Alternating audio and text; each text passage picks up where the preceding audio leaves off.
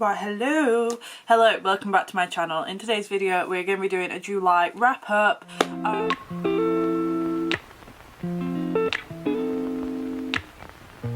read 4 books in July, in the middle of 3 currently, read 1 graphic novel. So let's get started, shall we?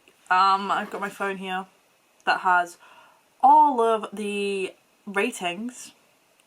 Because, let's be honest, have I remembered any of my ratings this month? No. Mainly because I have been in between, and I'm going to remember to put my phone on silent this time for this video. We're progressing, we're learning. Yeah, this month has been another slumpy month. Fingers crossed August is the month where I get back into my reading habits again, and yeah, we can hope and we can pray. So let's start with the books that I've read. I'm actually going to start off with the graphic novel. The graphic novel was the Sad Ghost Club. I rated this 3 stars. It was a really nice graphic novel. I read it within an hour right before work.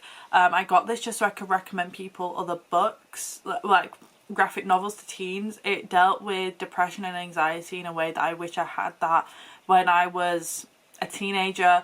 I've dealt with anxiety and depression since being about 11 years old. Anywho, I wish I had this book when I was growing up, because it dealt with it in such a way that you can kind of be like, you're not alone when in a very isolated world that mental health is. And just seeing the fact that you're not alone, I just wish as a kid I had that. So it's a really good book for anyone who is dealing with that, whether that is now as an adult or as a teenager. Brilliant book to read. I would highly recommend. Then, going off that, the first book of the month I actually read was Credence by Penelope Douglas. This is such a taboo one. So basically, the main character, Tanwen? I don't actually know how to say her name. Something happens to her parents. She has to go and live with her step-uncle. Seemingly enough, he lives in the middle of nowhere. Now, in winter, they get trapped in and have to fend for themselves. She comes from a family who is very rich, has money, lives in Los Angeles, has never seen snow. So when she gets snowed in with her step-cousins and her step-uncle, what happens? Well, you can guess, it's Penelope Douglas. I was hoping for more spice. There wasn't that much in it for Penelope Douglas, and that was quite upsetting on my point of view, because I like Penelope Douglas spice. But good book, 3.75 stars. It wasn't my favourite Penelope Douglas book, but really enjoyed it. I love Penelope Douglas, so it's automatically going to get higher than a 3 stars because it's Penelope Douglas. That's just me. But I understand why some people don't like it and find it quite taboo, because it is like step siblings and step uncle, but yeah, I read that sort of stuff, so you know, don't really mind. Yeah, I enjoyed it, just not a lot of spice. I loved who she got with though. Oh my, yes please honey, thank you. Then with Tandem I read Business or Pleasure, which is by Rachel Lee Simone. I gave this 3 stars. Really cute rom-com, liked the concept. She had this one night stand with this guy that she meets at this book event. She's a ghostwriter. He gives her a fake name. Goes to a meeting that her publisher told her she goes to for this famous person. Who is it? The one night stand guy. That wasn't the best. So she then has to decide whether or not she's going to ghostwrite for him or not. And in the end she does. And it's about them learning and him learning from her about what to do when it comes to women. I think men should read this because some men don't know. But we digress. Brilliant little book. I read this pretty quick to say I was in a bit of a slump, and I think that's why I gave it 3 stars. Or did I give it more than 3 stars? I actually can't remember. Yeah, I gave it 3 stars. I wouldn't have read this if I hadn't been for Tandem going, this is part of like the one for this month, so I did in fact read it due to that. But I did really enjoy it, so you know, thumbs up from me. Then as the main book for Tandem was Monica Murphy, I'll Always Be With You. I love Monica Murphy books. I forgot how much I love Monica Murphy books, and I read this and I devoured 250 pages in one day. I literally could not put this book down. It was toxic. It was based in Lancaster Prep. I just dropped it. And it was just, just everything. She's a ballet dancer. He is, well, he's a bit like Crew. I love Penelope Douglas books. Not Penelope Douglas books, Monica Murphy books. I love her books. I love this series. I cannot wait to read the other two. You can read these as standalones. You can read them out of order. There is an order to them, but you can read them out of it. It's completely fine. I read it out of it because this is actually the last one in the series.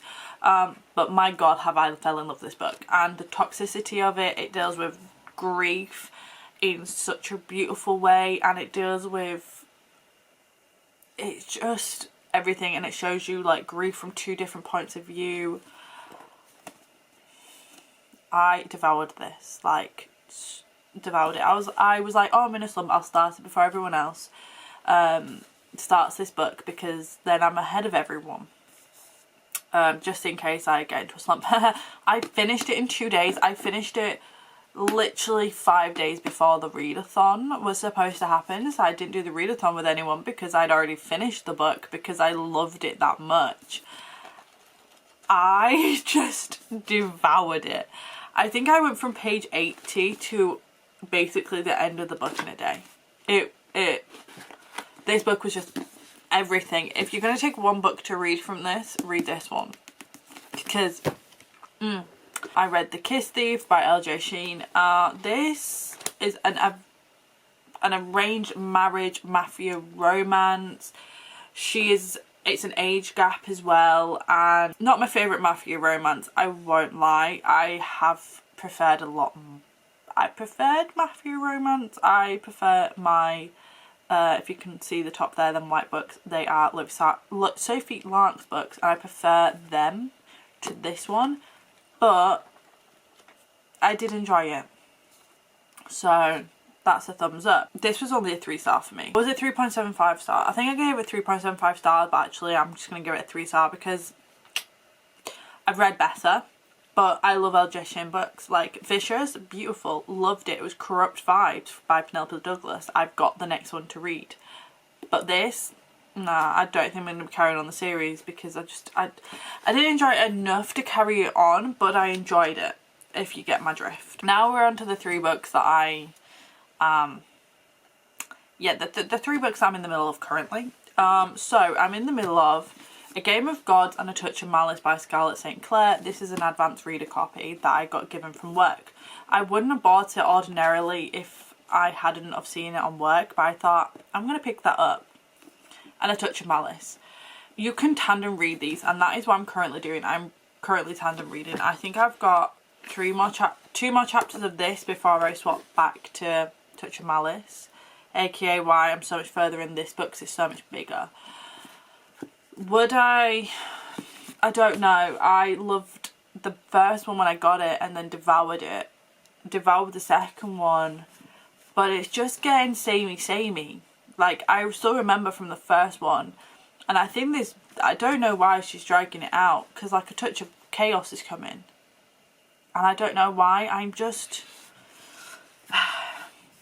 think they're samey. I've pre-ordered A Touch of Chaos. I will read it, but I'm just not in love with it. So, yeah. That's my thoughts on these at this current moment in time. I'm trying to read them, but I'm just, yeah. Then, One Less Rainy Day by Kate Stewart. I have started reading this. I am currently I'm not even that much way through it. I'm only 8 chapters in. I'm scared. I am scared because this is Flock and Exodus from Don's point of view, and I'm already tearing up because if you've read them books, you will know. You will just know. And I'm not ready for my heart to be broken again at all, and my heart will be broken again. And I'm not ready for it. And I'm crying. I'm literally full blown tearing up because I'm emotionally not ready, but I need to read it. As soon as I saw this was out, I bought it. I had it in my hands on Friday. This is an indie copy. I don't think this was going to get published for a very long time, but this is my baby. This series is my baby, which is why I'm struggling to read it, because I don't want to start crying over the ugh. I can't tell you what happens in the book because it's going to ruin Flock and Exodus, but if you read Flock, Exodus and The Finish Line, this is the one to read because it's from Dom's point of view and you get Dom's thought process. And I think that's what I'm struggling with, because my brain still can't shut off from the fact that we don't like what happened to Dom. My brain just can't cope, because it's like, if you know, you know, and it's just a struggle. But yeah, they're all the books that I'm currently reading and that I've read in July. Fingers crossed August is a better month. There will be an August TBR/hopefuls. That'll be the next video. But I really do hope you enjoy this. Please do let me know down below what your favourite book of the month was. Give it a thumbs up. Don't forget to subscribe down below. And I'll see you guys next time in my next video, which is going to be my August hopefuls. And I'll explain a bit more about why I'm more hopeful for next month. So I hope you enjoy this video.